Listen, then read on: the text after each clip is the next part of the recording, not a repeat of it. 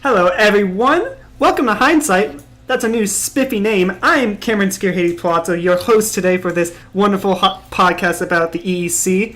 Joining me today, well, I'll let them introduce themselves.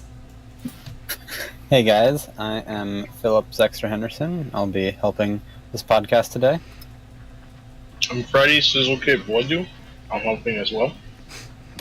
I'm Hamlet, and I'm the mid laner for U of L.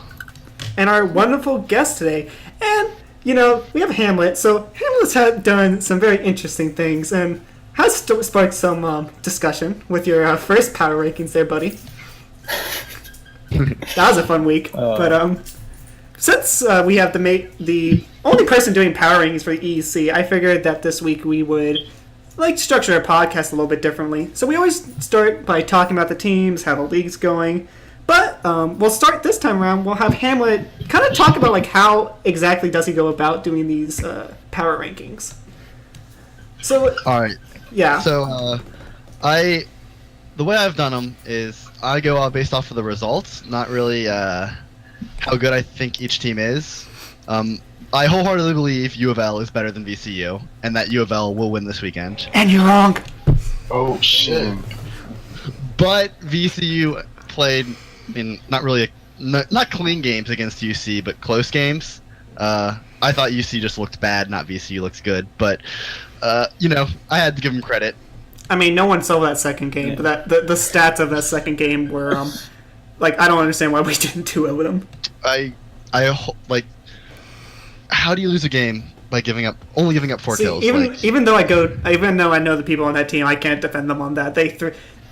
We can talk about this a little bit when we get to we'll talk about that game eventually and the upcoming U of L versus VCU game. Mm-hmm. But yeah, that game, whew, not a proud moment for VCU. So you're saying that you go up. So your power rankings are based purely on stats, like their records. So you don't take any potential, they have a really good top laner, so that brings them up in the rankings, even though the team does bad. I look at, all right, who have they played? I think that we're similar. I'm not gonna say similar, but kind of close in a skill level to Virginia Tech. But when we played them, we got 2-0'd, and the games were fairly quick. Now, the games were close, up until probably just after halfway. But in the end, they weren't. So I kind of... It wasn't Let me ask you this. Are we talking about old look Virginia Tech or new look Virginia Tech? Because you know that Virginia Tech did add some... a top laner to the roster, so the roster looks a little bit different from the time you guys faced. Mm-hmm.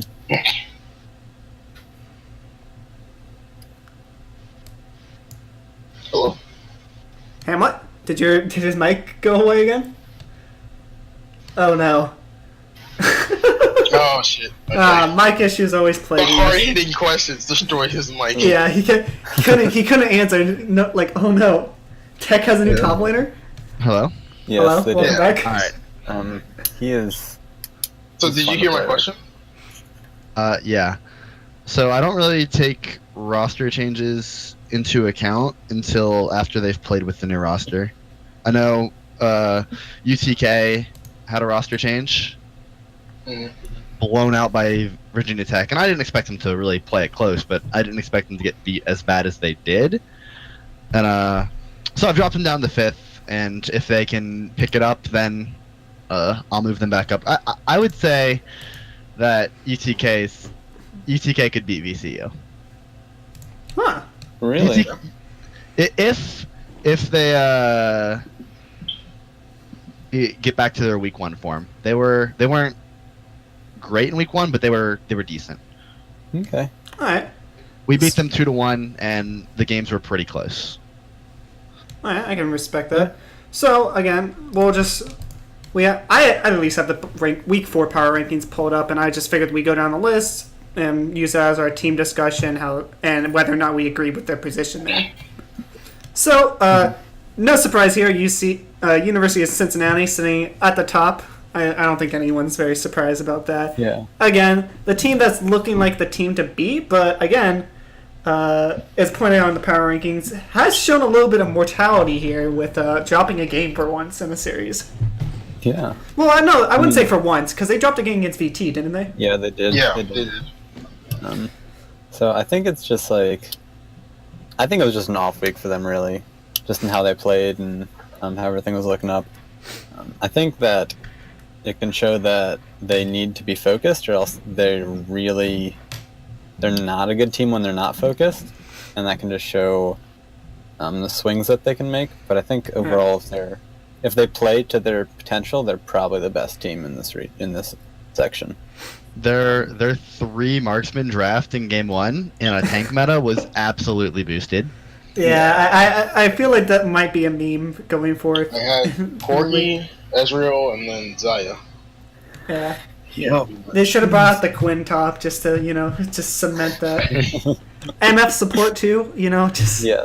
marksman. But who would give the Ardent then? You would have to think. But I don't know, because you bring up a good point about focus, and that's a big thing about College League, where like you can have just a player who has like 3 exams coming up, and like we play all our games on Monday night. They have all their exams Tuesday night, and they're like, oh crap, I have that. Like after all these games, I could potentially go to like 10 and 11. I have to go like study my ass off. Yeah. So you have that, and then just like everyone knows, college is a giant fun ball of stress, and there's just all these different things that can just not make sure you don't have like 100% focus on a game. Mm-hmm. So I don't think like every team's going to be 100% focused, but I do believe that you're right that you see, maybe like their players were having some, like a hard week or something, but we also have to give it to VCU for throwing a huge lead that second game. I'm actually going to pull up the stats real quick, but they were ahead a lot. I have them up right now. The big thing to notice is that they actually started switching in and out their mid laners. So they had Quanzilla, and then they had Play Dark. And the first game that they won, they had Play Dark. And Play Dark popped off on the Cassiopeia. I kind of wonder why they switched in and out, but... So I will say that our... at least from the brief I've heard about it, is our management, he really enjoys like looking at how like Koreans manage their teams and whatnot. So I think they were trying, and this is the only reasoning, because you're right. Like if we only won once, like why not like keep going? Yeah. He was just trying to swap them in, like get some more like play time for both of them, and maybe be like, oh yeah, like. I also do know that from what I've talked about with my team, Playdark doesn't have the biggest champion pool.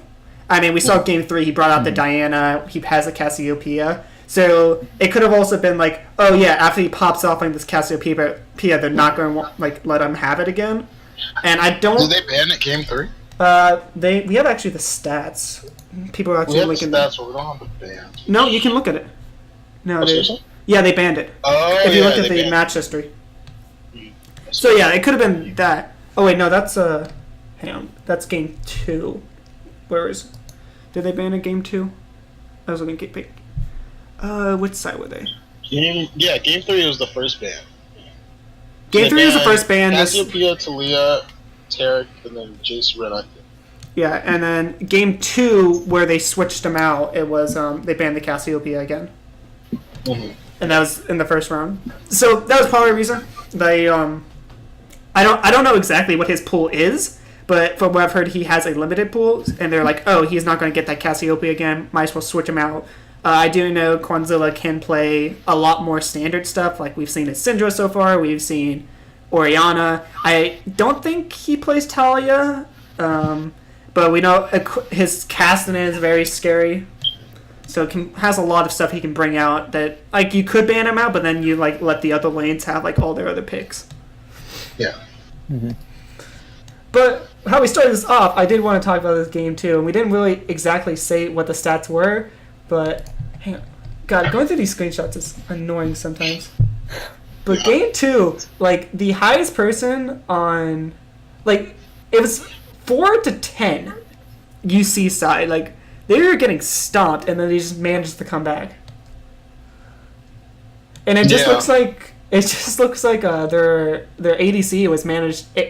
Like, if you look at the goal difference on this game, so you have, like, their top laner had 15,000, jungler 16,000, mid lane 16,000, support 14,000. Those are all pretty even with VCUs, except for the ADC. The highest person on VCU's side had 18,000 gold, so they just couldn't kill the ADC, it looks like, in this game. And sadly, this game, only game 3 was streamed from what I could find. I really wanted to watch this game too. Right. So, because it seems like no matter how far behind UC is, they have really good map control. Like I'm looking here and I see that they slayed 2 Barons, slayed 3 Dragons, despite UC having a huge lead on them. yeah. But Well, and that's I was watching the game 3 before this podcast, and I wasn't like watching it in depth. I was skipping around it, but it looked like the teams were really even that third game, but UC just started to out, and in fact VCU was ahead at some points, but UC just started to like macro better than them towards the late game, and they eventually got a Baron, and that led them to going from even with VCU to having a 3,000 gold lead, and then that spiraled out of control from there. So it does seem like UC, their early game might not be their strongest point, but if you do let them get to that late game, they can out macro you. I thought game 3 was just a throw fest. Honest, like someone would get caught, and then the other team would get an objective, and then someone on their team would get caught, and it was just back and forth. Yeah, but even if it's a back and forth throw fest, that's still even. Oh yeah, it's 100% even. That's why I thought UC kind of looked mortal. Like UC would have someone walk up and just randomly get caught and die, especially to the Darius a lot, and then UC would just get something for free. Well, I think that's also another thing about Darius is like you have this champion that builds like almost full tank, and then you like never expect him to be able to chunk you as much as he can. We're talking about Darius, not Cho'Gath. Yeah, true. I don't know. Like, I always like see Darius, and I'm like, oh, there's no way he can do damage to me because he's built like full tank. But maybe that's also why I'm so gold. So, well, you know. yeah, dude, I don't know. Right now, it's just like okay, like overall, like, what are you guys' like thoughts on just season 7 in general? Like, just like in terms of like how the meta was treated, like the whole entire season. Like, Well, I mean, it's hard to say that because like season 7 has been like a whirlpool metas. Yeah. Like I feel like this, like right next to season. I think this season was just bad. Like I don't know, like the support meta is just fucked. It's just like I don't know. Well, so, like, see, again, we talked about this last time, Freddie, and we know that your support pool doesn't really fit this meta. But I've heard like a lot of other support like say like, oh yeah, like I have an item that I can finally build that like makes me like super relevant to the game instead of like an item that kind of like somewhat makes me relevant. And I don't know, like when you had first iteration of Redemption come in and lock it, like those are pretty relevant as well. But I kind of understand where like they built Ardent and like they're super relevant, like kind of like they built a Stone Point. Yeah, also I think I'm just hella tilted. Like I went from like plat 2 to plat 4 in like 4 days, so I'm just like. But anyway, let's get back on subject. What about you guys, Hamlet and Zex? What do you guys think about the meta so far as we're winding down the season? There's nothing funner than spending 15 seconds DPSing a tank as a mid laner, and they're still above half health. Yeah. I was talking. And then if you wait 6 seconds, the Warmock just heals him back up, and you get to do it again. Yeah. I was talking about this the Cho'Gath with Stoneplate that's able to be as tanky as the Baron. So there's that old thing where like like back in season 1 where you played Poppy and you could push Baron out of the pit and just run it down the mid lane. It's like that, except like 7 years afterwards. Yeah. I think this season's been like there's just been so much that's happened in it. It's hard to judge it as a whole. But just like because it went from at the beginning, ADCs were the worst. ADCs in 2017, lol. Yeah, and now it's like they didn't get any better. Just they got a support that can destroy everything. Yeah. Which then led to team fighting and tanks becoming popular. But I also like I'm I think the thing about the season that makes it the most frustrating is the experience and how they did catch-up experience, which they're going to change somehow. At least they should change it somehow. How they're going to change it is going to be interesting, but that's pretty much why that it's become a late-game meta with ADCs, is because of the experience change. The other stuff, I mean, didn't hurt, but just that change right there has affected much more than it should have, and once you understand how it works and can exploit it, it's just broken, and there's nothing to do about it until preseason hits. And we talked about that a little bit last week, about like that's one of the things we kind of want to see changed, and one of the biggest issues with this season. So I don't think we should talk about it too much more. But I do agree where I mean, we've had like pretty much mini seasons throughout the season. I mean, we came from the ADCs in 2017 lull, where we had like Ziggs ADC pop up because, I mean, throwing a mage down bottom, it's like better than having something that can't do damage. Then we had the lethality meta, where we only saw Jhin or Varus, and they would chunk you for half your health. Then we had the beginnings of, and I feel like there was something in between, but I forget. But then we had the beginnings of the double static proc, or the double energized build, and Caitlyn and whatnot. And then that finally built into the art we have now. Yeah. So it's as I said at the beginning, it's like a whirlpool of different changes, and it's going to keep changing with the new season stuff. Have you guys played around with the whatever it's called, the new mastery / room builds? Oh, on the PvE? Or like just like they have like the like theory crafting things up on their site too that you can make pages with. Yeah. Well, not really. I've seen a lot on like famous YouTubers just doing like. You can have a Kog'Maw get up to almost 4 attacks a second. Yeah, I heard Jinx can do that too. Yeah, it's gonna be fun. It's kind of ridiculous. Like, I've looked at it and generally seen what they're doing, but I don't really want to start theory crafting stuff because I know it's gonna change between now and then, and so I'm just gonna wait till they release it and see what their final iterations on how things are going to go before I actually theory craft what's going to be good and how things are going to work. And then before we move on to talking about VT, what about you, Hamlet? Any played around with the new Masteries runes? I have not touched it whatsoever. Alright, yeah. Again, I'm of the opinion that, like, kind of with Zext, I'd rather just wait until I get to play with it than to like just like, oh yeah, this like work out all the math and do all the equations. That one meme of the blonde woman with the equations spinning around her head. To be honest, each and every season, I kind of just like, even if the season starts, I kind of just wait off and rank just like a little bit to see how like the meta is shaping out and everything like that, and then I dive into it and start trying to learn stuff.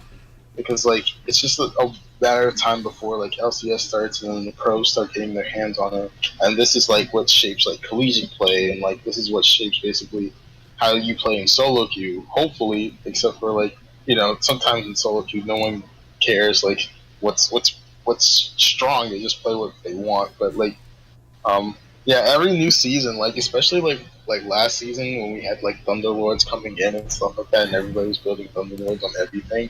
You just kind of had to wait a little bit and like wait for like stuff to start forming, and then you'd start like, seeing it like either like become really strong or really like weak.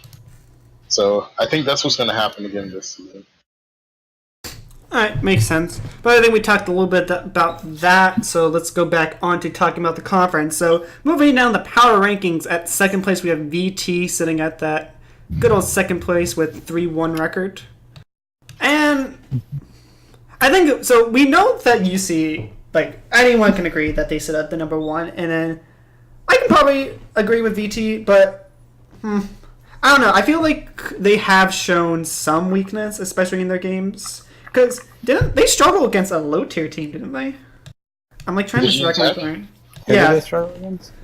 Like it was one of their wins. No, wait, that's a UC game. That's never mind. Where, okay. Yeah, that was their like one loss. I'm trying to remember what game I saw from Virginia Tech. We'll let the two tech guys talk about Virginia Tech, I guess. I think with their new mid laner, they've been looking pretty good, but their mid laner plays. Oh, sorry, top laner. I was about to say, there's a new mid laner? God, you guys are switching up your lineup every that's week. what I'm calling Yade or whatever. Yeah. Basically, I've been seeing him play a lot of like Aurelia and like basically like kind of like really like high mechanical champions. I think he played like did he play Riven the other time too? So yeah, he's definitely a high mechanical player. Oh yeah, for sure. He actually 1v1 box this Friday. Yeah, I saw a little bit on the in a Riven duo, which was so much fun to watch. But yeah, and he almost won, which was kind of crazy. He almost won one of the 1v1s. It's really cool to watch. But I think they're doing well. They're doing well. I mean, they have some work to do with communication and some just map rotations and things like that overall. But I think moving forward, they can keep striving, keep getting better with that. And we talked about that a lot, where macro play will come into more as a factor when EC get more used to each other. Mm-hmm. Yeah, but I mean that's just going to come with playing together and having better game plans and things like that. Also, something to mention is that they do have a new ADC. Oh my god, you guys switch your roster every other week. Yeah, alright, so let's talk about the overall roster. Because like the roster changes for everyone came in. Like last week was the hard lock. And they've added Yade, and they added Pong Francis or whatever. And Pong Francis is an ADC main. I think he's like Diamond 1-ish. Mm-hmm. And I was watching a little bit of their scrims. He seems very vocal, kind of just like he talks a lot when he's playing. Because I was watching through Gavin's stream, and I don't necessarily think that's a bad thing, but like he seems like a really good pickup for them. And I mean, he is Diamond 1, of course. It's an upgrade over Jam Drew, but like I don't know. What do you think about it, Zexer? I mean, I think it can be good because I know he does talk a lot, but I think something like the best ways to have a team is where there's not much talking going on. Yeah. I mean, talking about like what is going to happen, but at the same time not talking much and just knowing what's going to happen, which only comes with experience and playing with people. And so I think it can be good getting to that step and him communicating a lot and trying to figure out where everybody's going to be and trying to express those things. But at the same time, I don't know if he's going to be able to like not talk when he needs to not talk. So, I mean, there's just things like that to look at, and I don't know exactly how their shot calling is in games and things like that, or who goes with that, and also just like the commitment behind shot calling and things like that. But just figuring that out and knowing that whoever the shot caller is, whenever there's a call to make, that the call is made and you have to go for it. Even if it's not necessarily the right call, if everybody's on the same team, they're on the same page with that, then it's gonna work most of the time, even if it shouldn't. Yeah. I was actually gonna ask. So, like, obviously, you guys are saying this guy's super communicative. Who is the dedicated shot caller on the VT team, or is there one? Do you guys know? That's a good question, to be honest. Because that's what I was thinking. Like, having a super communicative guy can either be like a really good thing or a really bad thing. Zex brought it up a little bit, but if like you have someone always calling shots and whatnot, and then you have someone else like talking over him, or like that could be chaotic. Like, communication's good, but when you have too much and it's just like cluttering channels, then that's when it's bad. So it's knowing what to communicate is a big issue. Mm-hmm. But if you guys didn't have a dedicated shot caller and you kind of got a, like, in a sense, a double lift with this guy who's like communicating and then calling the shots when he gets the mid and late game, then that's like really good for it. Yeah. Oh, yeah, for sure. Personally, I don't know the specifics on that with the team exactly. Just because I don't work with them on the shot calling or on who's shot calling much with that. But yeah, so I can't really answer that question or help with that. I'm gonna take a shot in the dark and assume it's Joe Jacko, just because he seems like the bigger leader there. He's like a coordinator and whatnot. And like, I would say like him and Gavin probably like, I don't know, just because they're mid jungle. And I've played with Gavin before and whatnot, and he's he's really communicative in the way he plays. So I think that he has a huge impact. And I'd say that's probably a good assumption. You know, the jungler or the mid laner tends to be the go-to shot caller for the team. I've played with Gavin. He's pretty good. Like, he's really smart about the game. He knows, like, where to move at certain times and stuff like that. He's really communicative. Like, even if we're just, like, playing normals or flex or something like that, he'll just be like, all right, do this, do this, do this. And then the games will go by a lot, like, smoother and whatnot. I mean, if you fuck up, you fuck up. But, like, I'd say it's him and Joe Jacko for sure. All right. So, I think that covers VT. So, I'm going to say something that's probably going to fight between me and Hamlet. I think VCU, U of L, these are the two most volatile spots right now in the power rankings. I think these can switch like every week. Yeah, I think they can switch around. I will say though, there is 0% chance that UC, VT, and U of L that one of those teams does not make playoffs. All three of those teams are making playoffs. They have to like go on a slump, right? The team that can miss playoffs is VCU. And that's just because they've had a bye. Like, they're the only team in the top 4 right now that's not 3-1. They're 2-1 because of the second week bye. Wait, was it second week or third week? No, it's second week because third week was the UK game. Huh? Yeah. Wait, did we also talk about the roster change that maybe UC was struggling because they did have a roster change? Wait, they had a roster change? Yeah, Deep Dick Pizza used to be the ADC. Now they you got fooled. Deep Dick Pizza is Bushido Butler. Oh, he got caught by the name change police that is Ryan Sims. Oh, damn! I'm so sad because I really like that name. I'm maybe partly to blame for that because when I was joking around with Ryan for this podcast. I think I mentioned that I was like, oh yeah, like some of these player names, it's kind of like it's annoying for us casters because we gotta catch ourselves in saying them. And I think it was like the day after that I saw that he's changed his name. I was like, I would say Big Pizza. I like that name. I mean, okay. I can understand it a little bit because again, when you I know Ryan's trying to make this into a very professional league, and then when you have a caster who has to avoid saying a player's name, it's not the caster's fault at that point; it's the player's fault. So, yeah, it might be a DDP. What'd you say? Just call him DDP. Yeah, I just said pizza, but I mean, it's also you again when you have your top school have a player with a very profane name. Might not do the best when you're trying to sell yourself to sponsors. Yeah. Dude, I think this it'd be funny if this was a situation like Zion Spartan and Die Strong, where he just plays a lot worse just because he changed his name. I actually, I took a break from League, and Zion was that's when he first getting into the Pro League, and I come back, and I totally forgot about him, and I was the other day, it wasn't the other day, but I was thinking one time, whatever happened to Zion Spartan? And then I got told that it was they said on stream, oh yeah, when he was known as Zion Spartan. I was like, oh. Yeah, dude. Even his teacher called him Zion Spartan. It's big ass memes, dude. I loved it. Yeah. But, so going back to the discussion between VCU and U of L, I just think these teams play a very, very similar game. Again, I was watching the U of L game that was streamed last week, I believe. And again, what was that? UTK, I think? The Marshall, yeah. Okay. Oh, I remember why I couldn't remember because they had the names wrong in the stream title. But it just seems like we played a very similar game. It seems like you guys like the split pusher top laner. You had a Bruiser and you had a Shen one game, and then you also try to play around this late game with both those games. You guys went Sivir. What was the other? It was a Sivir and a shield support Lulu. God, I need to remember these better. Hang on, I still have possibly. I don't know.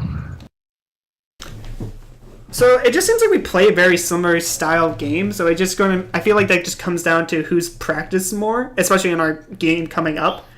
I feel like that's just going to come down to who plays the game better at that week, and it just and especially in that case, it comes down to who's put more practice in. I just think that around U of L can roll over VCU. Dude, I love this kid. He is not afraid. I gotta admire the confidence, even if he's wrong. Oh. And I think he cut out! Did I? Dude, he's still talking shit. He's he just continually... Yeah, he just... He got the floor, dude. Yeah. Huh? You just like randomly stopped talking, and I was like, oh, I thought he was gonna keep talking. No. Okay, so if you lose a game and the enemy team only gets 4 kills, you either draft wrong or you just are not good at executing. And I think that's what it is. VCU is just not good at executing. They beat weaker teams because weaker teams just throw. But against stronger teams, they're not going to be able to execute, and they're not going to be able to consistently win. And I'm going to counter that, and I know most of the players on this team, and I'm not excusing this because you're right. They super threw versus UC. It should have been a 2-0, and then they just lost the next 2 games, especially in one game where they were super winning. It's because some of the players just don't take it as seriously in the game. And for instance, when I was talking with the players, and I was like, "Yo, how did you guys throw this game?" And it was like, "Oh yeah, our jungler wouldn't go in." And I'm like, there has to be more to that. And I know the players, and I know they can start getting cocky, or they like let their egos get to themselves. So like winning game 1 against UC, and then having like a huge lead the second game, I can understand that they would get to them. So, and again, not convincing them, and I'm hoping they get this worked on this entire week. But that is their downfall, is that they can get cocky and then just not give the respect that's due. Yeah. Wait, so we're now staying on the subject of VCU. So you guys have 7 people on your overall roster, and I think you guys switch in and out the mid laner. This was the first week, I believe, that we've actually done that. Okay, so you guys have, so in order, it's Eckhart at top, and then Zario like at jungle, then Play Dark and with his face from mid. Quanzilla.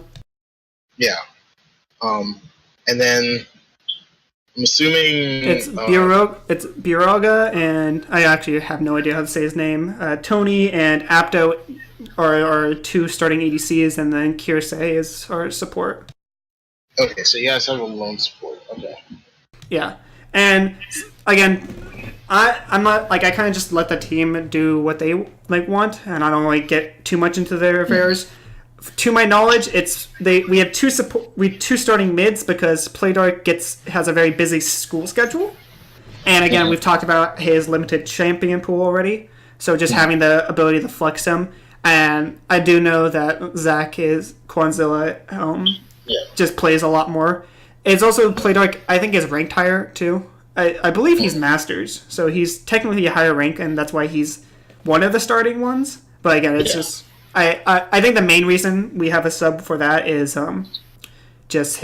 he's very busy, so he can't play that every Monday. Oh, he's D1, and seems like he plays a lot of Talia.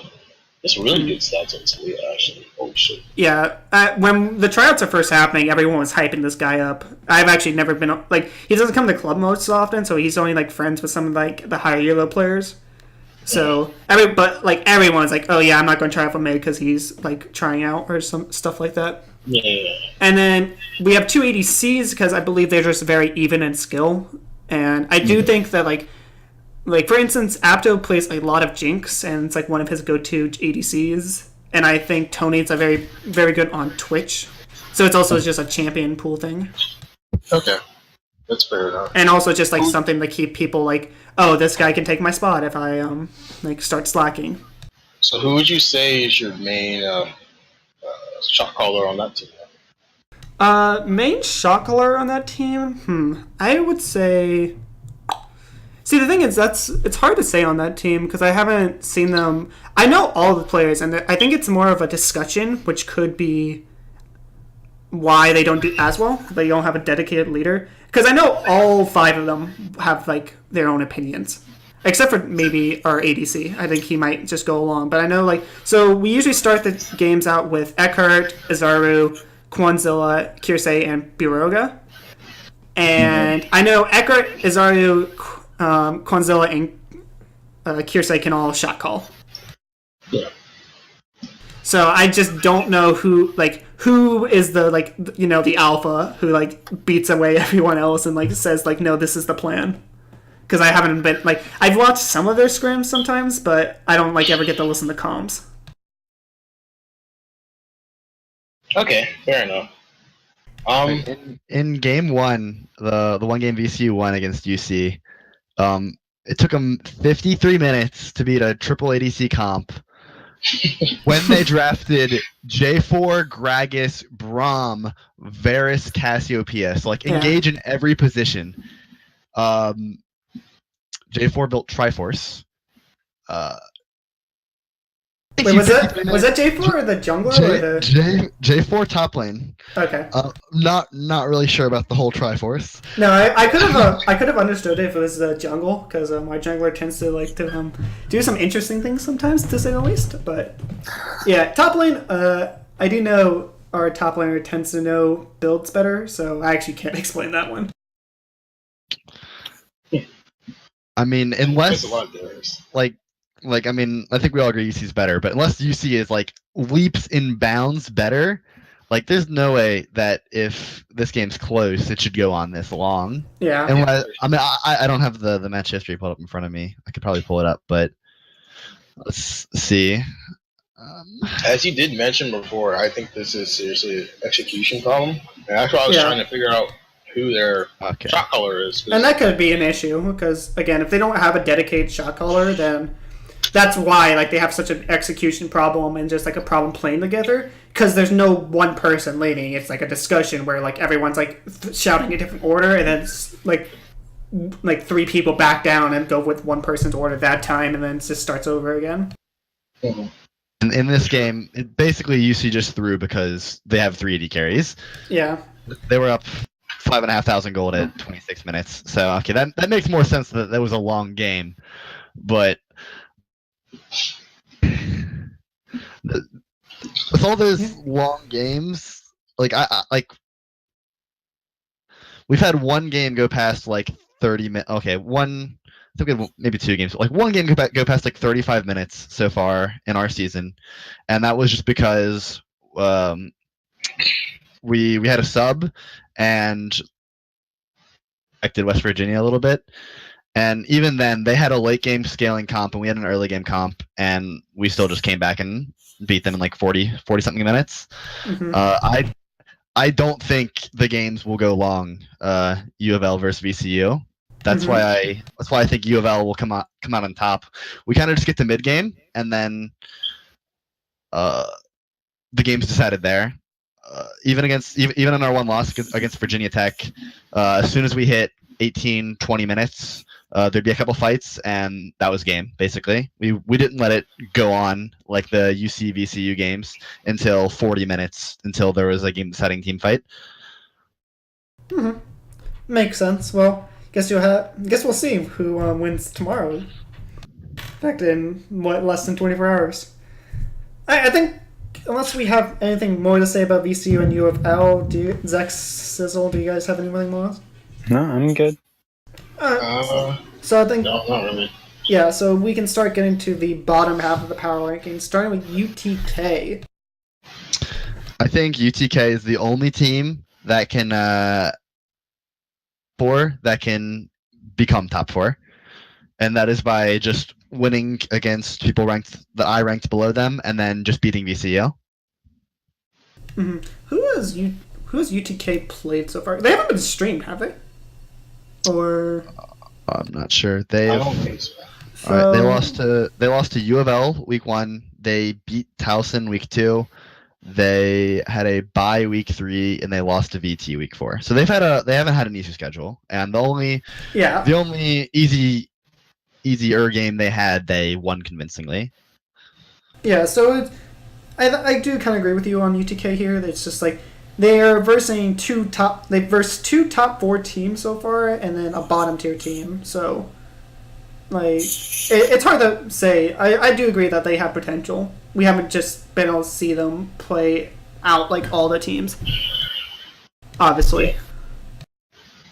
So again, have you guys I feel like there has been a game, but was it a recorded game? Of what? Like UTK. I feel like they Oh yeah, might for be. sure. I did a recorded game at the beginning, and then I did an interview with Oh, their okay. ADC. And I talked about this on the last podcast, but they're like basically their shot caller is Volcanism. That's a support, Mm-hmm. and it's pretty good. But they did lose. They lost last week, I believe, right? Yeah. They Lost lost to Tech to last Tech. Yeah, Virginia Tech, and um, I feel like they just got really exposed there. Like I was just like watching, some of my friends were casting it, and I was watching it a little bit, and then I just I don't know. I just felt like they just didn't look as strong as they did like the first couple of weeks. But I don't know what else to really say about that. It's just So it could be that they might be in a slump, or they might not be putting as much practice in as the other teams, but they could definitely try to get back in form. I think. Roster change. One of their players couldn't keep playing, and that might be the reason why they didn't look as good as I was thinking they were going to look. Mm-hmm. And that makes that, like, again, like if you have to switch, especially if like you can't find like a person of equal or better skill to replace that player, then it could definitely hit like your performance as a team. And now I also don't know how long that team has been playing together. So if that was like a team that's been playing together for a couple months, and then they all of a sudden have to switch, then that definitely can affect performance. yeah.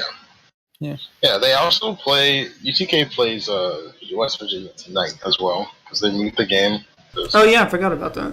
Yeah, It's like in 4 minutes, it starts actually. at 9:30, so it's gonna start while we're recording this. So. I was actually thinking about maybe casting that game, but I was like, oh wait, I have a podcast to record. Feels bad when you want to cast. Yeah. So yeah, we'll get to see the results of that early. I mean, crap. Like, what happens when we're doing predictions when like the first game's already done? We have to finish this up soon. UTK 2-0. Yeah, easy.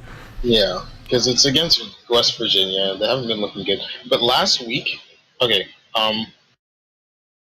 yeah. So I guess we move on to the next team, right? There's not much to talk about. Yeah, not that much to talk about UTK. Yeah, so we have Townsend, Marshall, and WVU, and UK.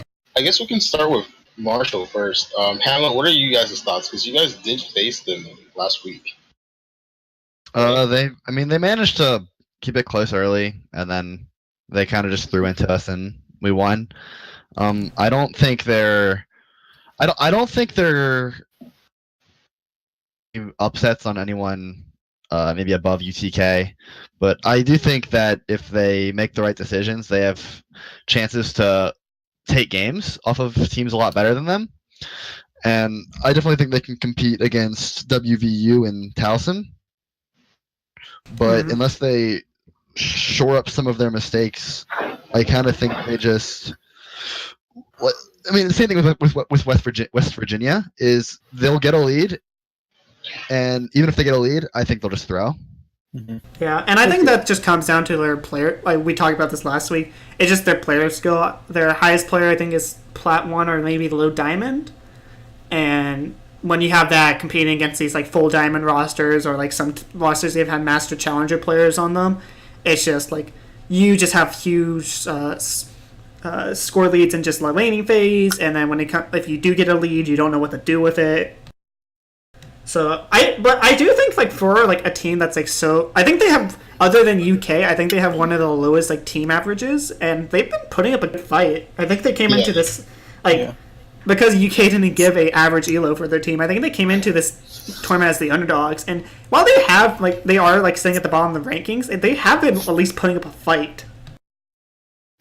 Yeah, I don't think they're. I know at the end of my power rankings, I put like a tier list in. I don't think they're necessarily like behind, like far behind other teams. I just think that like after VCU and U of L, there's just a huge drop off. With maybe UTK can bridge that gap, but if not, I don't see any of Marshall, Towson, or West Virginia winning against a team in the top 4. What about Kentucky? Yeah, you have Kentucky here at F tier. Hey, we'll have a good old Kentucky meme fest here at the end. Yeah. So you have Marshall, Townsend, West Virginia all at C tier, with UTK with C+. So Yeah, and that kind of makes sense. Where you kind of have like these three competing at the bottom. I think Marshall like the only I will say that I haven't seen much of Towson and WVU, but Marshall has like at least like for a team of their level, they've impressed me. Like how much they've been able to compete with. They just need to grow I think they need to work more on like just their mechanical and just player skills individually, and they will be better. And then we might be able to see them come out more maybe next season. For sure. Yeah, I think they need to grow with mechanics, but also just like they need to grow in the dynamics of game knowledge and in the changing of adapting to how teams play. So I think that's one thing that nobody really in this and like in the teams that we have here have done well adapting to like how other teams play and playing around that and finding what their weaknesses are and exploiting those well. Yeah. I feel like a lot of teams are just trying to rely on what they want to do and just outplaying the other team and what they want to do and not trying to plan around the weaknesses that the other teams have and exploiting those. I think some teams may have looked at that and seen the stuff, but they don't know how or what to do about that in game. And just, I think players just like a lot of them are kind of new to like a very organized scene. Yeah. Yeah. Because trying to find that and work it out in game is especially difficult, especially for teams that are still working on like mechanics and team dynamics and things like that. Yeah, because I actually remember it was in an interview. I think during it was like I think it was an NALCS tournament where they were talking about best of fives and how best of fives are so interesting because they can develop their own metas within just that best of five. Where like for instance, like you have both junglers who can do really good on like I don't know Nunu, and all of a sudden like your metas are like your entire like pick ban is about like Nunu and like being able to either counter him or ban him or all this, and like you just have like this one standardized meta. And like that can just be applied to anything. Like you can have this tournament where like so like if you look at our stats for champions, I haven't updated since week 4, but I was looking through the screenshots of the results, and I don't think it changed. Like you got a lot of like Jarvan and Gragas love. I think they are the only champions that have maybe Lulu off the top of my head. Lulu and Xayah are like the other two that have like more than a 50% pick rate over like the past like 3 weeks. Again, I have to do the 4th week of stats still, but like insane amount of pick ban, and no one's like realizing like wait, hold up, everyone's liking to pick Gragas or Jarvan. What happens if we like either prioritize that in our picks, or which a lot of teams have been doing, or just like ban it and force teams to not rely on that? Yeah, I think one good thing that I don't think I've seen a team do, but a blue side team, if they feel comfortable picking a Jarvan first pick and then picking up a Galio mid lane or top lane, just to have that combo, and ban out Gragas so that nobody can play that. I think that like different things in that realm can be really good. I know in the World's Plans they had a Jarvan Rumble Galio, which was an amazing combo for team fights. That just sounds It was so good. Wait, I don't want to watch that game. What game was that? I don't remember what game. It was one of the play-in. Was it a wild card region? I think it was Hong Kong Attitude that was trying to run it. I don't remember, but I remember whoever played the game won that game. But it was really good, and it was just like a nice little adaptation to the Jarvan Galio combo that people have, and it's just like you have that CC and then you're waiting for damage, but Rumble just drops it and there's tons of damage there. And I feel like teams just need to be able to figure out how to play against things and how to ban out like either the Jarvan or the Gragas and figure out other combos that work really well. And that makes sense.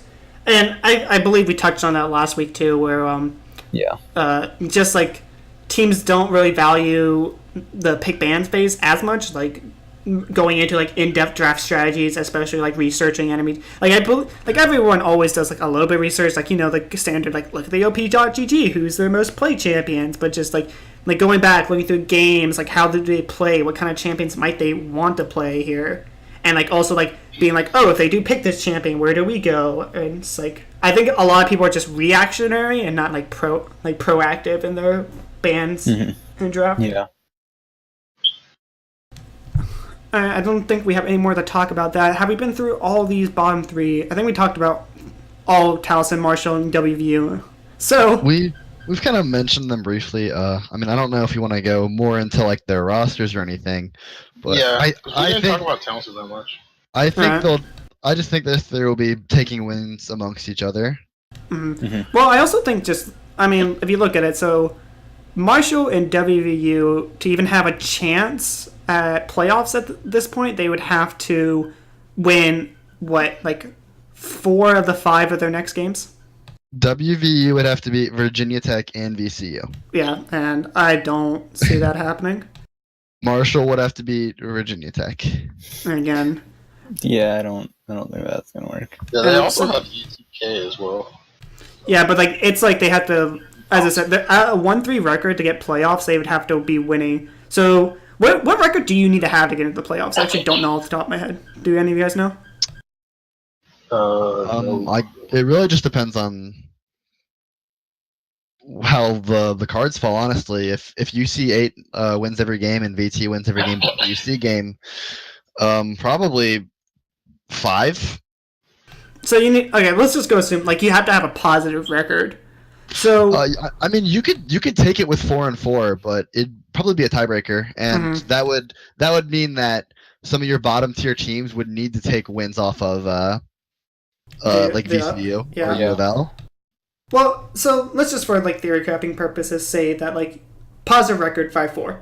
So that means Marshall. You only play 8 games. You don't play games, yeah. Okay, so 4-3. 5-3. I said Maybe a barely. 5-3. Wait, how do you do math? You play Yeah, 8, 5-3. 4-4, 5. Hey, I'm just an engineering mate. Oh, no. Sorry, it's late. Okay, I'm gonna make as many excuses as possible. 5-3. So that means Marshall has to win every game. WVU has to win every game. Taliesin can lose one more. Yeah, I don't. They would have to pull out a miracle or have some amazing coaching staff come in.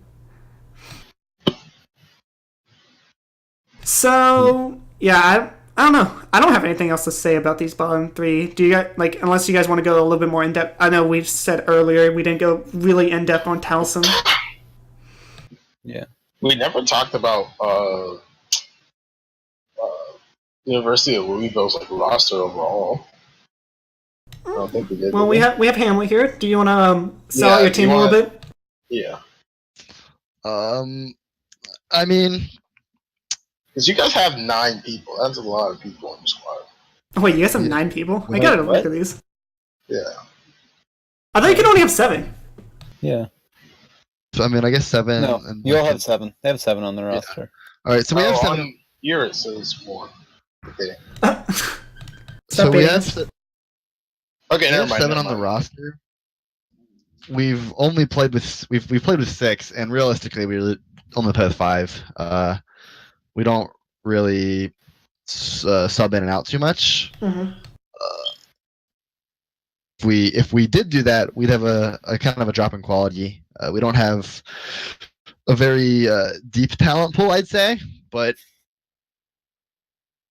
the people we have starting now are pretty good. Some people we've kind of drafted our play style around how different people play. I know our top laner, the mantra with him is he's either gonna solo kill the enemy top over and over again, or he's gonna die 2v1 over and over again. You're not gonna outlane him. You can beat him with ganks, and we've kind of catered around to that. We protect him a lot more than we did in week 1. It kind of leaves our bot lane out to dry a little bit, but our bot lane started off kind of weak, and they've been a pleasant surprise recently. And then I'm kind of like the rock in the mid lane. I usually don't get clapped. Usually the one doing any sort of clapping. I'm the main shot caller. I'm not sure how other teams do it. So I think it's super hard to shot call in the early game as a mid laner, like shot call ganks and everything. So a lot of the early game stuff I have no part in. But then as we get mid to late, That's when you start talking. Yeah. yeah. Well, again, that's like just how like the game's really played. Like the early game shot calling, if it's at all, it's usually either the lanes kind of like spending for themselves and then you guys come together, or if there is any coordination, it's usually through the jungler because he's the only one going between lanes at that point. Mm-hmm. Yeah, I think we have quite a bit of work we could put in the early game. Against Marshall, I think there was a game we burned the top laner CP and we had Shen with CP and ult, and that was like the easiest 5-man fun party bot lane that you could think of, and we didn't manage to pull it off, even though that's what I really wanted to do. And obviously we still rolled them over easily, but I think we have improvements in the early game, and maybe improvements in the late game. Our games don't usually go that long, and I think it's a good thing that they don't go that long. Too easy to throw if it goes late game. So talking about that game that you were just talking about, like game 1, they actually ran a Nunu against you guys. What were you guys thinking when they busted out the Nunu? Marshall's comp was like super garbage game 1. All right, they ran like absolutely no damage. Like yeah, no they damage ran is like Malachi, Nunu, Orianna, Jinx, and then Janet. Jinx doesn't do damage until 30 minutes, and Ori can't kill tanks. So like you like literally we hit mid game and they couldn't do anything. You did not have to do anything to win that game, honestly. Yeah, again, talked about it earlier. Javelin not a skill most teams have. Like you have to have 2 damage sources that can kill tanks. Yeah. Like if you or 3. Like if you have 3 damage sources and like they're burst, sure, whatever. You kill the carries and you can just like kill the tanks every time.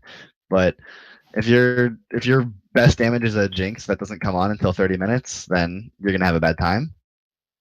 Especially when teams like don't have the skill to either like reduce that time and like have like a super farmer who can like hit 210 farm by 20 minutes or some stuff like that, or like have a comp that can actually like protect the ADC until they get online. I don't think teams in this league have like the mechanics to be able to pull that off, or like the discipline. Because that takes a lot of discipline to be like, oh yeah, we can't fight until this ADC comes online, so let's not.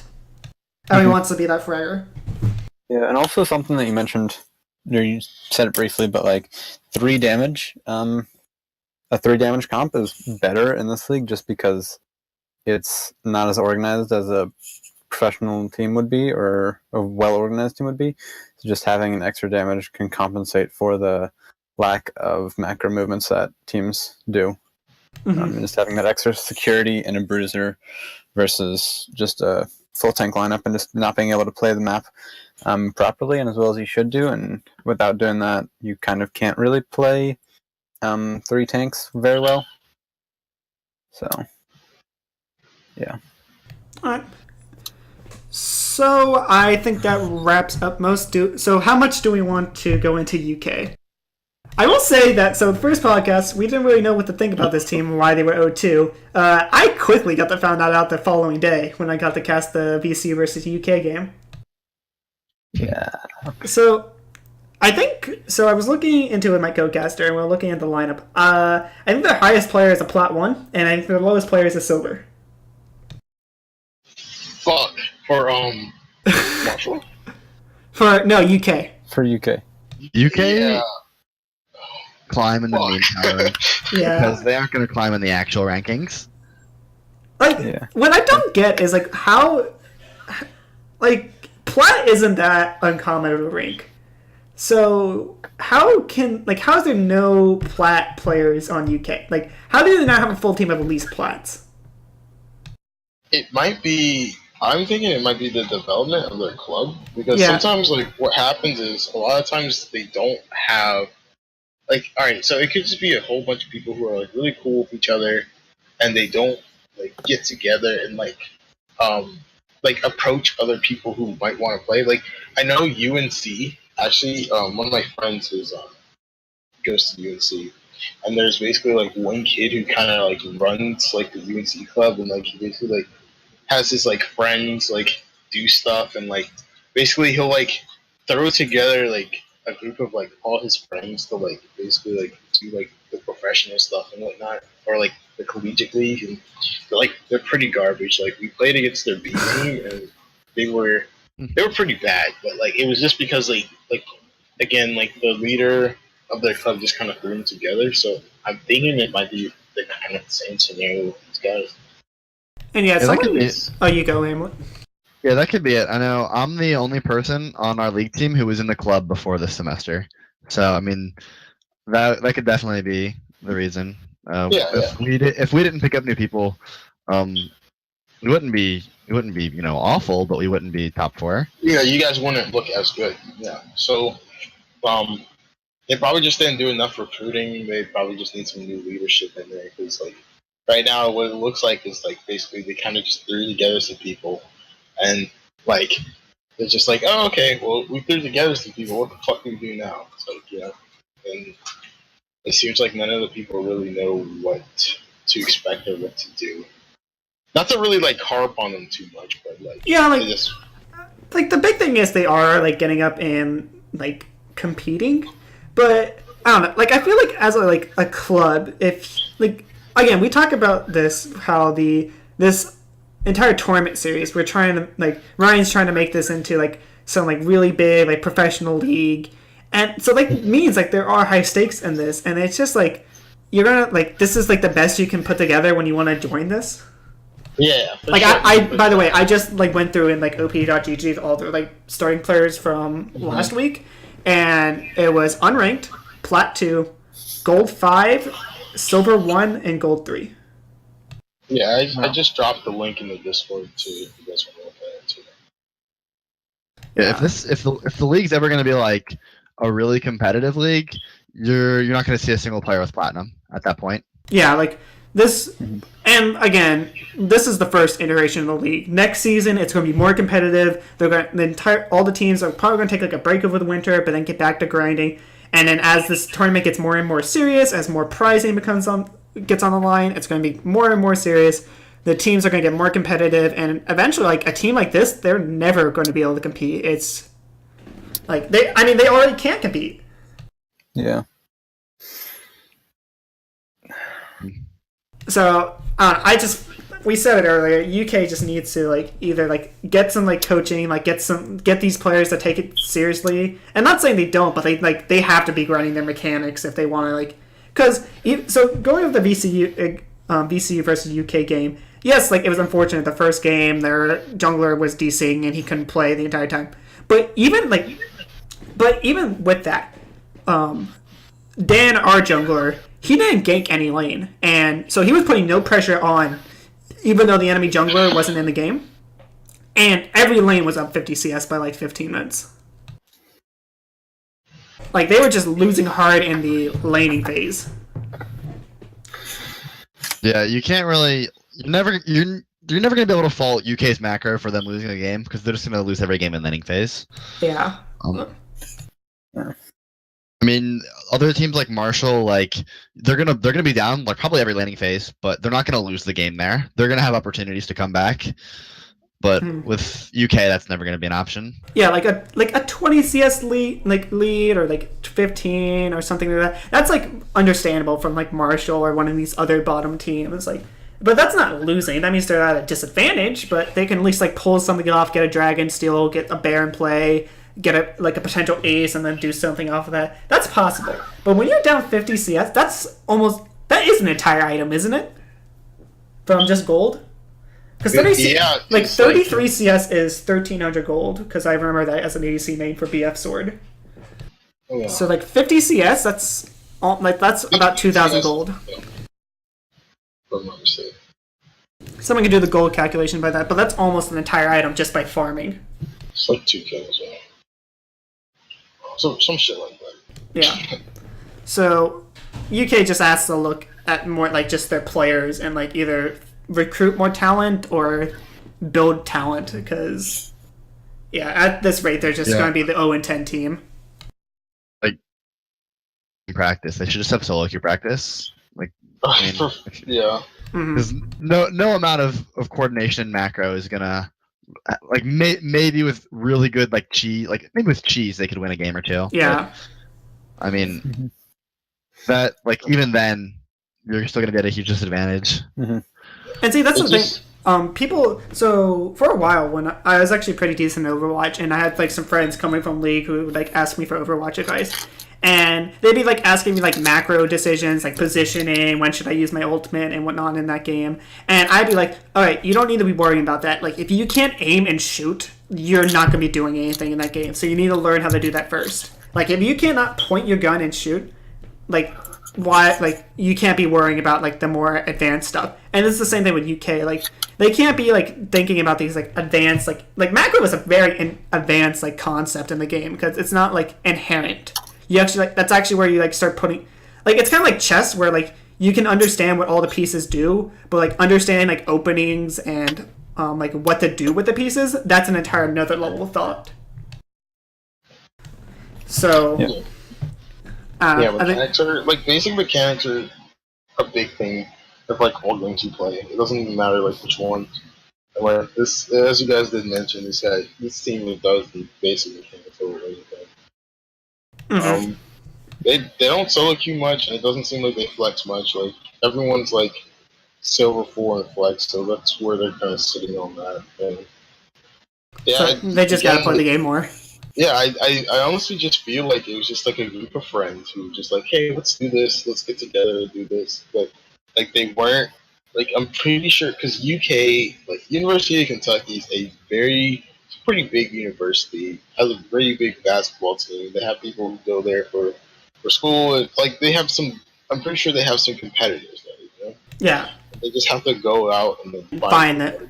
Yeah. Because that's what I was saying. Like even like in a college, like even if it was like small, like 3,000 to like less than 10,000, like to find like 5 platinum players like somewhere in there, I feel like wouldn't be that hard.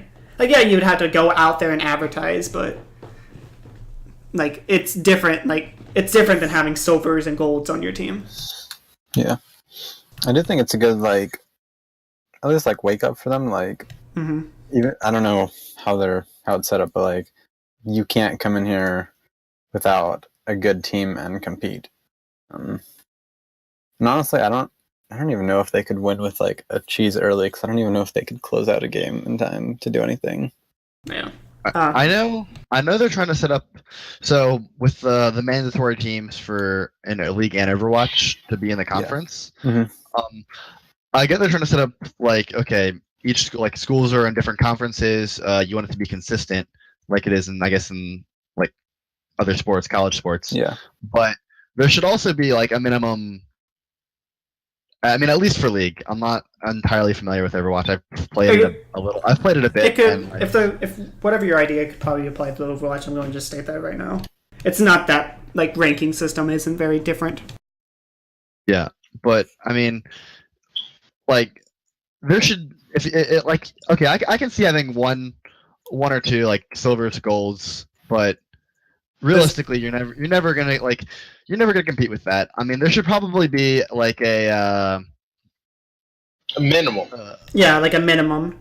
Not a minimum per player, but like your team average has to be like gold 1 at least or plat 5. I mean, and then as the competition increases, that average goes up.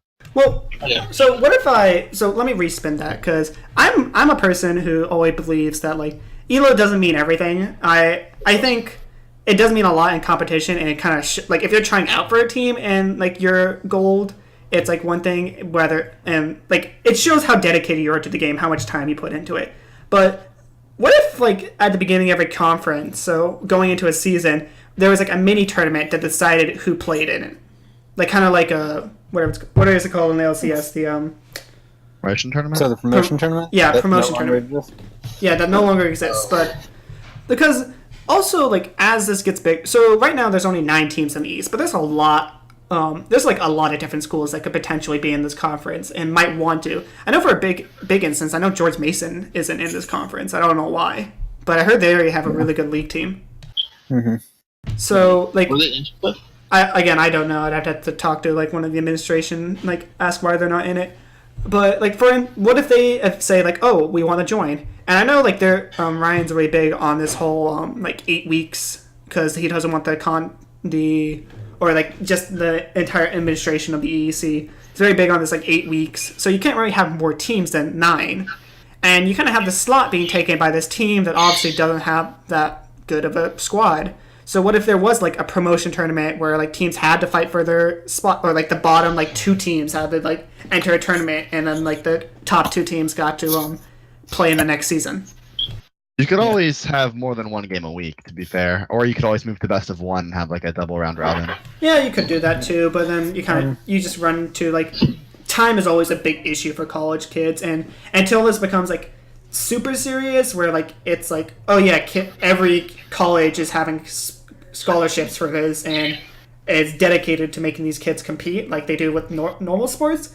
Like studies is always going to be more important than competitive gaming. Yeah, and I think like playing in for the tournament, I think that it really depends on how many schools want to be in the tournament. Because if you have like, let's say if you have like 11 or 12 schools that want to be in the tournament, I mean, having a play-in is the more feasible thing. But if you have like 20, you could even split it up into like two different leagues, brackets that you have, and then have like a more defined playoffs and up until a championship. So I think it really depends on the structure of how many teams are in it. Depends on what the structure will be moving forward. Yeah, I could definitely. It just depends on how much it grows and like how many colleges want to like put in a team, I guess. Yeah. All right. Anyone else have more thoughts on this, or should we go to predictions? Let's go to predictions. Yeah, let's do that. All right. So we'll just start it off. I've got the bracket up here. So, and I know I saw Hamlet your post about your predictions already. So, looking it up, West Virginia versus UTK.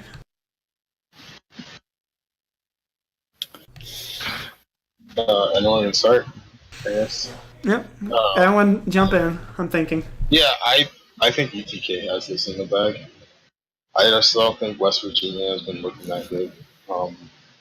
And I mean, UTK did get fucked by Virginia Tech, but then again, Virginia Tech has upgraded their roster and they're looking pretty good. But obviously, there's no bias. But like, yeah, never any bias. No, I'm dead serious. Virginia Tech is looking slightly better. They've upgraded their. I think doesn't Tech have like the? If you look at the stats, I think they have like the highest, like just like ELO wise players. I don't think anyone beats them. I think so. They're like Diamond 2 right now. I think with the new roster changes, they are highest right now. Yeah, because I know VCU is D4 average. Yeah. So they do have the best roster overall. Just like putting it together. So I get, but VTech has that bye this week, so not competing. Yeah, I'd probably say with UTK. Hamlet, you want to reiterate some thoughts? If it's the UTK of week 1 and 2, it's UTK 2-0. If it's the UTK against Virginia Tech, I think it's still UTK, but they might drop a game. 2-1, okay. Yeah. All right, so Marshall versus Towson. I say Marshall. I'm gonna have to go with Marshall too. Just because I just feel like this is such a, I want to say young team, but like I guess like lower ELO team would count pretty young, I guess, in this instance. And like I just feel like they have so much fighting potential. It just seemed like, I don't know, like against like University of Louisville, pulling out that new is just bold in my opinion. They're not afraid to like try out stuff. They kind of remind me of like Gigabyte Marines in a way. Just, yeah, but they don't have Levi, so they're not as good. They're just really bold in what they do. So all right, well, on the other hand, it was bold when I pulled out Lucian mid against Virginia Tech. I still went 0-5. Yeah, bold doesn't equal wins. You're trying it. That's the thing. Like they're trying new stuff every single week, and it seems like they're improving slightly. I get what you're saying, Freddie, but like again, pulling out like bold is good, but you don't want to be bold in your tournament games. Like you get scrubs for that. But okay, you go next. I'll say my opinion after. Fine line between like bold and like stupid choices. Yeah. And like, well, some of it can be bold, and like but I feel like part of it is just not having a solid game plan on what you're going to do with that. It's like, yeah, I want to play this, and it could work, but if the team doesn't draft around those picks, then it's just a stupid choice to make. So I feel like that also, like, if it's not a pre-made choice for the team to do, then it's just a stupid pick to do that. And just making those decisions and like that can be just difficult in the heat if you're not sure what you're going to do beforehand. So yeah. Why I'm saying I think Marshall's going to do it is, at least like from what I've seen like these guys talk about and like how they play, I think they do, like the players have a lot of drive to like do good in this tournament. I think they actually might be one of the most, like, the teams that take this the most seriously. Obviously, I don't know like how much they scrim for this and whatnot, but at least like how they talk, they seem to take this very seriously. So I think they just like are going to consistently improve. And if they're versus like a bottom tier team that's like not one of these teams that's easily going to be able to beat them in like laning phase and like out macro them late, I think they can easily take a chance. Like, I'm not going to say I think this game will go 2-1 Marshall. I think they'll drop a game, but I believe they'll win it. Yeah. Yeah, I think I'm with you on that one. I think it's going to be 2-1 Towson. Towson's losses are their worst loss, I guess, is to UTK, and that was when I'd say UTK was on form. So I don't think we've really seen a lower tier team take Towson. Lower tier team, bring it to Towson. I mean, you can say the same thing for Marshall. Marshall's 3 losses are all to pretty good teams, I'm pretty sure. Yeah, I think Marshall's actually like versus all top 4 teams so far. They've had UC, VCU, and Tech, or Louisville. They haven't versed Tech yet, I believe. Yeah, no, they haven't played Tech yet, but yeah, I think it's going to be, honestly, I think it could go 2-1 either way very well. I would probably say it's going to be Marshall overall, just because I think one game is Marshall's just going to snowball, and they're just going to win early and take that. Like, they're going to snowball into a late game fight and take that. And then I think the last game and game 3 is going to come down to a late game decision, and I think Marshall has a better late game team fight communication than Towson does, and so I feel like the last game with the nerves running high, people don't want to make stupid decisions, and so it's going to stall out. And I feel like Marshall has an edge in the late game for that fight. So, all right. So now we probably the most interesting of the week: VCU versus Louisville. Yeah. All right. So we already heard Hamlet, but I'll let him reiterate his thoughts. This is honestly probably the easiest prediction of the week. Oh my god, this man. VCU UK will be closer. Now, I think VCU can take a game. I don't see if VCU plays like they did against UC and U of L's on point, then I don't see VCU taking 2 games. Just like they didn't take 2 games against UC. Even if they manage to draw the game to late game. I would honestly say that despite us never getting to late game because we end the game, that our late game's pretty solid. We're not afraid to go for plays. We're not going to lose a game with only 4 deaths. We're going to actually go for the plays. We're going to make the plays. We're going to take the objectives, and we're not going to stall around and let the game drag on. Yeah. So I'll go along with this. So I'll admit that VCU we can throw. We can throw pretty hard, as apparently, but I do think we have amazing coaches on our side, and losing that game to Cincinnati, I do know this like past week they've been scrimming like crazy, and we've been playing like the AVGL tournament, so they've been putting in a lot of hours and for this next week. In fact, I think they just scrimmed, I think it was like Rutgers yesterday, so they've been putting in a lot of week. So I will agree that if they show what they did against Cincinnati last week, Louisville would take it. However, I think they won't. I think they put in enough work and they'll realize their mistakes. So I think it's 2-1 VCU. Right. And then the Tech guys, what do you guys think about this? Now that you have the biased opinions out of the way. I honestly think that, I think VCU will take a hot and spicy 2-1 against Louisville. Freddie, I'll give you your $5 after this game. Dude, yeah, slip it under the table. But I just feel like VCU being able to take a game from UC means a lot, because that's the top game. top team. That's the team to beat in this whole entire tournament, and I don't think Louisville's faced them. But at the same time, like I just feel like, just a quick update: Louisville doesn't verse Cincinnati till round 7. Yeah, they haven't, and their only loss is to Virginia Tech, and VCU hasn't faced Virginia Tech yet, but that was Virginia Tech when they weren't completely on form, and they don't have the stronger squad, and their squad was slightly weaker.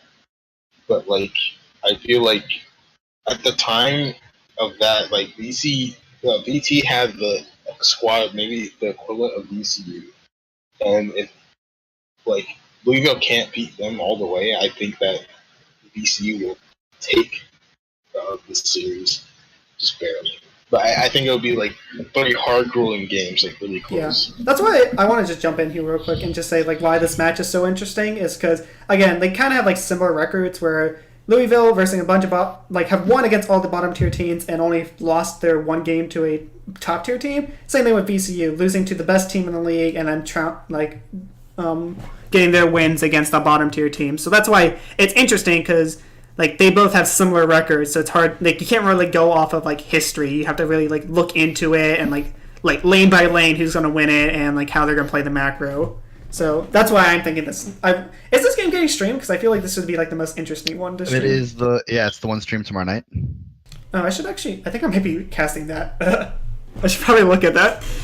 Should you be casting that with such strong bias? I mean, no, they So with casting, they actually when we set it up, slight tangent. They literally asked oh yeah, which ones do you want to cast? And pretty much all the casters yeah, can we cast our own school games? And they just gave it to us. I noticed that. I was just that's so boring. What are you guys doing? Yeah. Well, I always at least when I cast and and you guys, I hope you guys have noticed when I'm talking, I try not to keep my stuff biased. Yeah. I always especially with my schools, sure. I will call them out on their stupidity. So at least that's for me. I don't know about the other casters, but that's why I'm fine. Otherwise, I would probably say yeah, I'm not suited to cast my own school's game because I will just root for them.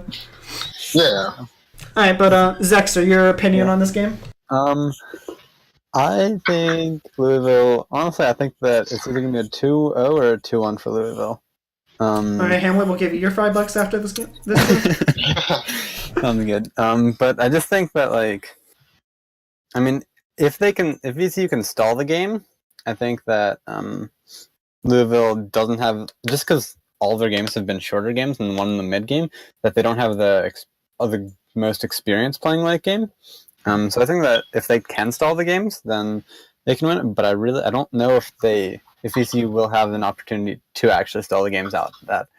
Just because Louisville has had a pretty dominant performance in the mid game, and just the crisp shot calling and the decision making, and it doesn't look like they've faltered a lot in what their plan is in the mid game. Sometimes in getting there isn't always the cleanest, but once they get there, I feel like they know what they want to do and they know how to close games out in the mid game, even if they have just gone even throughout the early game. I feel like if you don't have a lot of prep for that and for what's going to happen in the mid game and have enough vision control, then you won't be able to contest the objectives as you should, and then you just lose the game because you don't have enough vision control, and then you get picks and you just have to try to stall the game out. But I feel like with the better macro play, there's not much you can do about it. Damn, Hamlet, you need to pay this guy $10. Holy crap, he gave you such a good reasoning. I mean, yeah, good points all around, though. I mean, I think the common consensus is that usually at least half of the people involved in any party know what they're talking about. Oh, wow. Wow. Hey. I would like to remind you, this is my show, and I will kick you out if I need to. No. It's all fun and jest here. But yeah, good points here. Again, as I said, I'm looking forward to cast this game, because I actually think I am casting that game tomorrow. So yeah, gonna be fun. And then the most anticipated game, Kentucky versus Cincinnati. Kentucky, right? Do we even need to talk about this? 2-0 Kentucky, completely. Yes, 100%. I agree with that. Not at all, no. Yeah, Cincinnati, this is the... I wouldn't be surprised in 15-minute games in this one. Before they can surrender. You think they'll be that long? Yeah. I like to give a little bit benefit of the doubt. Maybe they'll get like a kill if like I don't know, like Bushido goes like super ham bot lane, like and it takes like 4 people to kill him. But yeah, no, that's going to be a very quick game. In fact, both of those games might be over before a single game is done in the other series. Yeah, I mean, I think UK will get a kill. I also think UC might pull out their 580 carry. Dude, that would be so hype. Oh my god. Dude. They're just memes all around. But yeah, no, I don't think Kentucky has a chance. No. Alright. Kentucky might be able to get a kill. Yeah, might. Yeah. I think UC, like... They'll meme it. They're going to... They're totally going to meme it, but I feel like if they throw too much disrespect, like, there could be problems. Just, like, in closing the game out early enough, but I feel like they won't have a problem. But see, that's the thing. It's like, even if they, like, super meme it against, like, a super scaling comp, like, say, like, I don't think they'll do it, but, like, say Kentucky drafts, like, Tristana, Cassiopeia mid, with, like, a Fiora top lane, and then, like, Sedge mid jungle, and, like, Janna Lulu support. Like, even if, like, UC goes, like, a triple, like a penta ADC comp against that, like, they joke around, and they get to the scaling late game, I don't think they can do anything, because I think... like, mechanics-wise, I don't think that UK can... Even, like, with a better team comp, if they get, like, a good 5v5, I just feel like the mechanics aren't going to be there for the fight to even work out in their favor. Yeah, that's what I was saying. Just, like, UC, even if, like, they're completely out-comped, could just mechanics out of any problem. UC could easily win a 4v5. Yeah. Oh, yeah. So, so again, pretty good show so far. I think we're lately over an hour. Ooh, actually, an hour and a half. Damn, that went longer than I thought. Just for but it's been fun. I think it's time to wrap up. As always, I'd like to give my people on the show time to whore themselves out. So obviously, I'll start first. I have a Twitter at twitter.com/secure_Hades, and I didn't sometimes stream on Twitch when my internet's not shitting itself, or my computer, by the way. That's all about that. I just usually, if I'm tweeting something out, I usually tweet out when I'm like casting either Overwatch or League of Legends, and then you guys can whore yourselves out now. Come on, don't be shy. I don't feel the need to do that. whore. I know that at U of L we're good enough that we don't really need to advertise. People just come to us. Well, that's because when you do advertise, no one comes. Oh, shit. Man. Shots. Shoot. Alright, Freddy, Sizzle, anything you guys want to whore out, or should we call it to close? Oh, yeah. So, my Twitch is twitch.tv/SizzleKid20. I stream it occasionally, just whenever my internet's like not complete shit, because my dad won't upgrade the internet because he loves me, and yeah. Nice. But yeah, typically streaming League. Once Destiny comes out, that's all I'm going to be streaming. 23 more days, baby. Man. So, I do analyzing and theorizing of games and game plans and things like that. So if anybody wants any help with that, hit me up and I will help you all analyze games or figure out a game plan and macro play. UK. What? UK should I don't know if I can help somebody that's that bad. Oh my god. Oh, damn. I'm not ready for this, dude. I mean, you have to have basic mechanics down before you start with macros, so... Whew. Jesus. Right, I think on that note we'll end it. So, again, thanks everyone for tuning in to Hindsight. We'll catch you again in 2 weeks, so that'll be week 6. I believe that will be what I like to call the Virginia Tech extravaganza, because we'll have potentially 2 other Virginia Tech people here. Yeah. So, alright, thanks for joining us, guys, and have a good night, or good morning, or good afternoon, whenever you're listening to this.